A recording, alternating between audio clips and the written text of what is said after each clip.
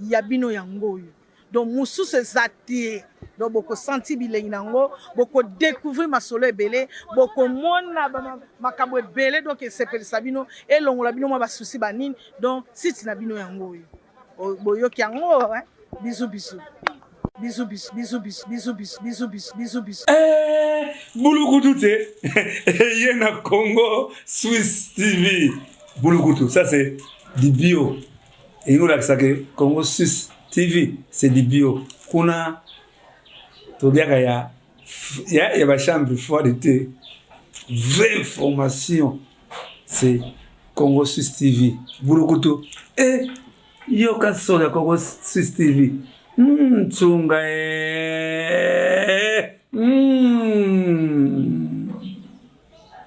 Oui, bana poto, bana bipa union saison bino bolanda biso. Vraiment, vous avez été bolanda Congo Swiss TV. Yango ne peneza ma solo ya malunga, ezana makambo pene ya malunga na kanti boza décider. Hein? Congo Swiss TV, hein? Congo Swiss TV. La gangi bafoué.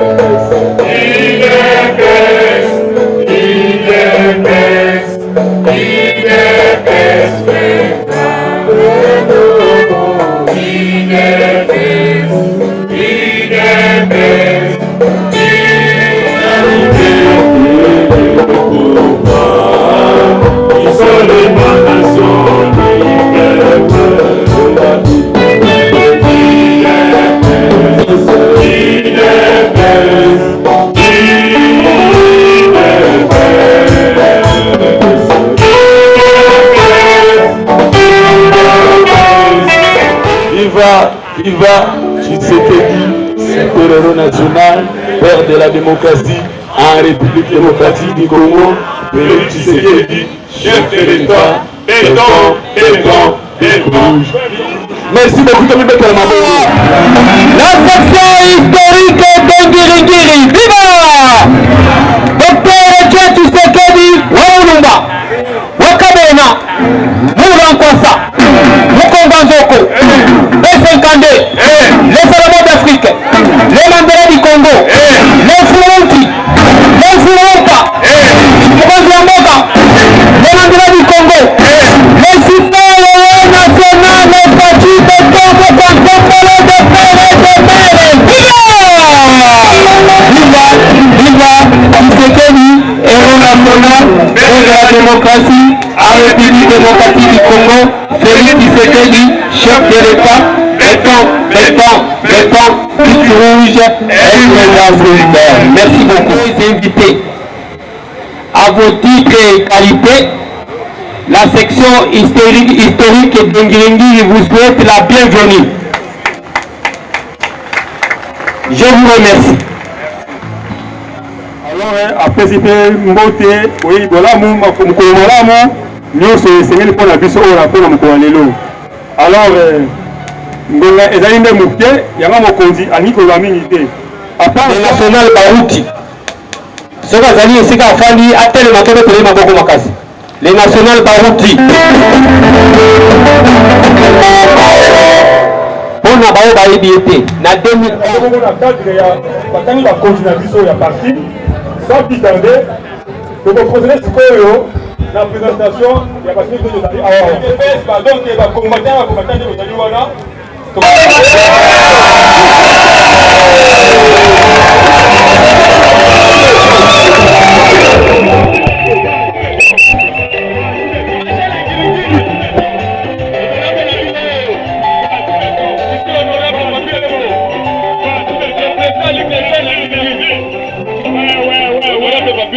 Merci de voir le manque de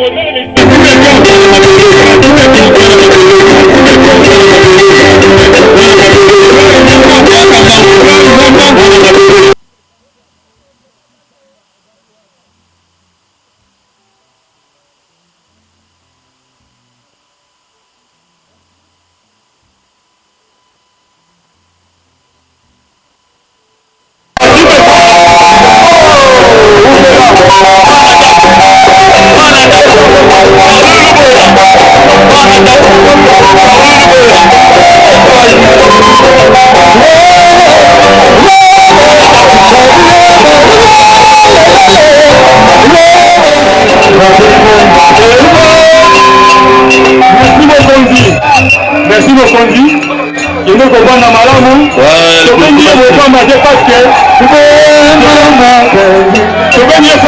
que bambuna ya UDPS nazali na esengo monene ya koyamba libota na ngai na katikati ya mabele ya bankoko na biso. merci mabele oyo totelemi awa oyebi ete ezali mabele ya UDPS. vraiment mabele oyo totelemi ezali mabele ya UDPS. mabele oyo ezali berceau ya démocratie en République démocratique du Congo. Pourquoi j'ai dit que ezali mabele berceau ya démocratie ya République démocratique du Congo et pourquoi pas en Afrique mobimba?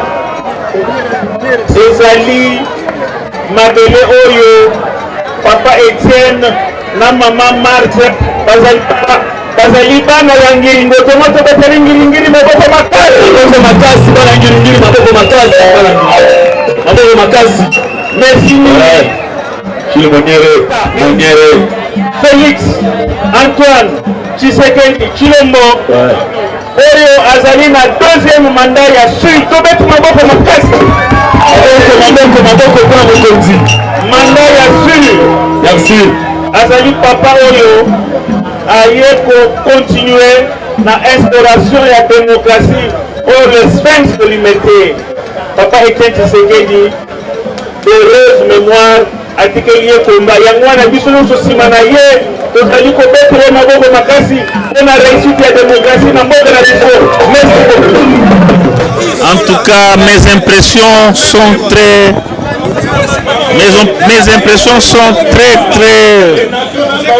vraiment, je suis dans la joie. Je suis dans la joie de voir mon parti venir ici pour cette manifestation tant entendue par toute la population d'Ngiringiri. Vraiment, je suis très content pour cette réussite. Parce que je crois que je reçois souvent de formations politiques qui viennent ici demander les autorisations pour leurs manifestations. Mais celle d'aujourd'hui, vraiment, c'est exceptionnel. Alors, quel a été l'objectif de cette manifestation exactement? Quel est l'objectif de cette manifestation? L'objectif, c'est de présenter nos prétendants candidats et puis sensibiliser nos combattants pour les dire que d'ici là, nous allons partir aux élections. Malgré ce que les ennemis sont en train de fomenter, mais nous réveillons notre public, nous réveillons nos combattants qu'ils soient toujours dans les bons, qu'ils tiennent dans les bons, parce que d'ici au mois d'octobre, nous allons partir, au mois de décembre, je m'excuse, nous allons partir aux élections. Alors, on est sur la terre de votre juridiction. Quel est le mot particulier que vous pouvez donner à toute la population de votre municipalité? Un message particulier. Un message particulier est que toute la municipalité, toute la population de ma juridiction, qu'ils soient toujours derrière les bons côtés. Les bons côtés, c'est Fachi Béton. Il n'y a que lui. Ok, c'est lui que nous allons voter massivement pour lui donner le deuxième mandat. Je vous en prie. Il faut comprendre une chose, précisément la population congolaise, que l'UDPS, notre parti, est en train de se préparer pour les élections. Nous avons besoin que le chef de l'État, Félix Antoine Tshisekedi Tshilombo, puisse avoir cette fois-ci la majorité parlementaire. Parce que les élections au niveau de la présidence, il n'y a pas de problème. Là, le cadenas est déjà là, on a déjà fermé la chambre. Félix va faire la remise et reprise avec Félix. Donc notre combat ici, c'est la majorité au niveau du Parlement. Je vous dis, la remise et reprise se fera entre Félix et Félix. Donc nous sommes en train de nous battre maintenant pour lui donner une majorité au niveau du Parlement. C'est ça notre combat. Alors vous avez un message particulier à donner à toute la population congolaise? Oui, c'est que je demandais à la population congolaise que le président Félix Antoine Tshisekedi Tshilombo, son avènement à la tête de la République du Congo, nous sommes en train de voir comment le pays est en train de changer sa tenue. Aujourd'hui, comme vous le savez, il y a beaucoup de choses qui font que le Congo soit aujourd'hui accepté au niveau des conseils des nations. Parce que la RDC n'était pas considérée avant l'arrivée de Félix Tshisekedi. Et depuis l'avènement de Félix Tshisekedi Tshilombo, aujourd'hui vous allez comprendre avec moi, le Congo est en train d'être considéré et nous sommes respectés maintenant dans le monde. Donc avec l'arrivée de Félix-Antoine Tshisekedi Tshilombo, le monde entier a compris que les pays, la RDC n'est pas seulement la capitale des viols, mais c'est aussi là où il peut y avoir le jeu de la francophonie, où le peuple est content, joyeux pour recevoir les gens qui vont venir ici. Là. Donc Félix-Antoine Tshisekedi Tshilombo a changé l'image de la RDC dans quelques minutes. Donc je leur demande de soutenir encore le chef de l'État Félix-Antoine Tshisekedi Tshilombo, de lui donner un deuxième mandat cette fois-ci avec 95%, ça serait une très bonne chose.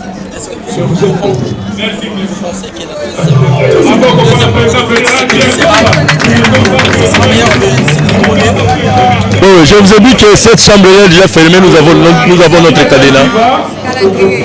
Le deuxième mandat, il n'y a pas match. Donc, le deuxième mandat, il n'y a pas match. Cette chambre-là, nous avions déjà bouclé. Nous sommes en train de nous battre pour la majorité au niveau du Parlement. Je répète, Félix Tshisekedi fera la remise et reprise avec Félix Tshisekedi.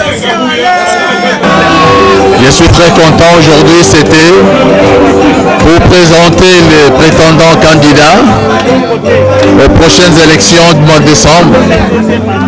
Et ça s'est très bien passé, l'ambiance est au zénith. L'UDPS reste l'UDPS. Hein. On l'éprouve là d'ailleurs. C'est tant que ça, la raison d'être pour la journée d'aujourd'hui. Alors dans votre juridiction de Kalamo, quel est le message que vous pouvez dire à toute la population de Kalamo? Bon, ce que je peux dire à toute ma population de Kalamo est de se sensibiliser, de s'immobiliser déjà. Bientôt, nous irons vers les élections. Et je rajoute encore à cette population, bientôt là, le 28 juillet au 6 août, nous allons recevoir un grand jeu de la francophonie. Je demande l'implication de tout le monde pour la réussite de ces grands challenges que le chef de l'État, comme d'habitude, nous l'a ramené sur notre sol. Merci. Pour la Kosilisa Bango, justice, Asaïla Bisso Moussala, Bisso peuple congolais, au CPL, Tamoke na Likambo. Justice, Asaïla Bisso Moussala, tout est bas hôtel na Likambo Oyo. Et Yokani. Merci beaucoup. Nazali, Motindami, il y a secrétaire général Augustin Babouya Mwana Boute on a senga tobetele maboko makasi bipai bozali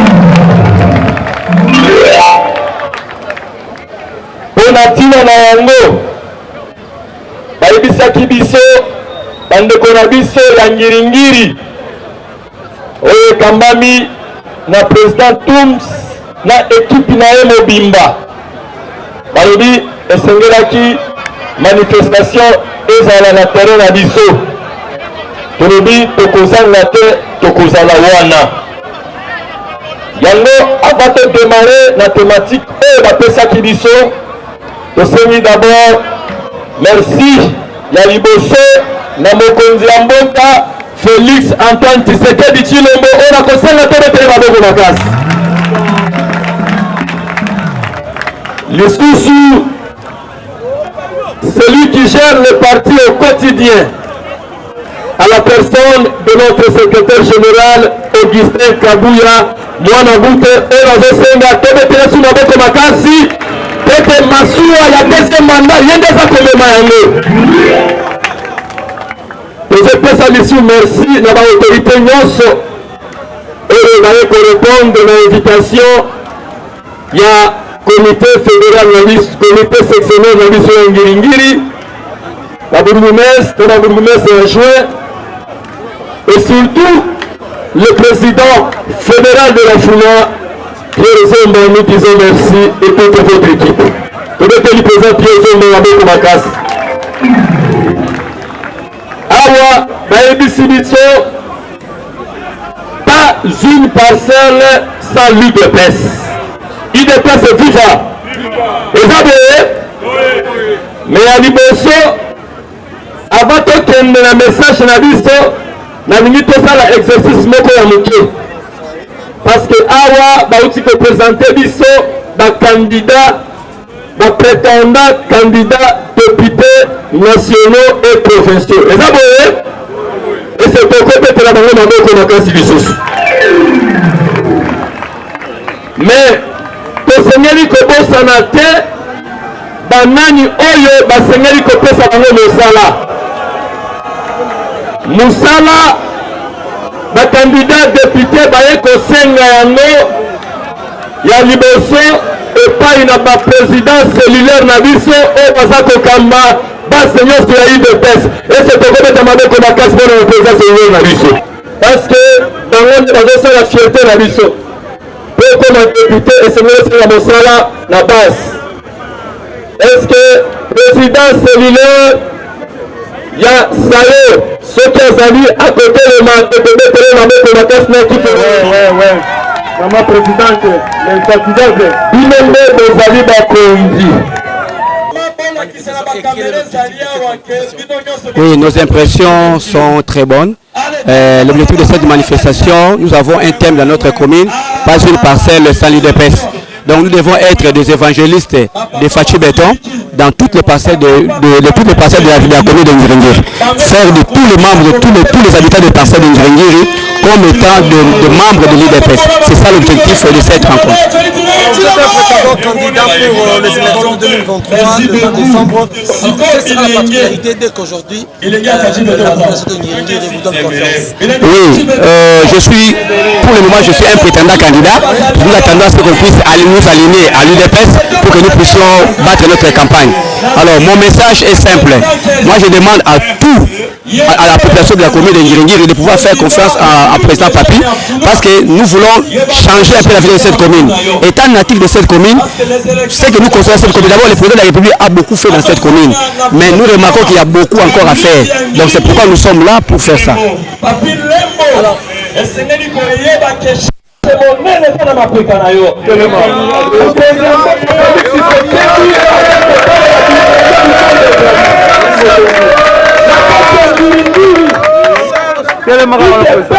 esengeli ezwa 95% eza boye te la fédération ya funa UDPS esengeli ezwa 98% eza boye te peza kasi donc mosusu eza te donc bokosanti bilengi nango bokodécouvrir masolo ebele bokomona makambo ebele donc esepelisa bino elongola bino mwa basusi banini donc site na bino yango oyo boyoki yango bisous bisous bisous bisous bisous bisous bisous bisous bisous bisous bisous bisous Bulukutu te Yena Congo Swiss TV Bulukutu, ça c'est du bio. Et nous là que Congo Swiss TV c'est du bio. Kuna tobiaka ya ba chambre froide de vraie information c'est Congo Swiss TV Bulukutu et yo kaso ya Congo Swiss TV tsunga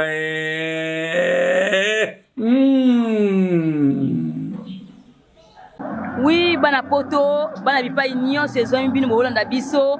Vraiment, vous avez été bolanda Congo Swiss TV. Yango ne peneza masolo ya malunga, eza na makambo pene ya malunga na kanti boza décider. Congo Swiss TV, Congo Swiss TV. Na gangi bafwe!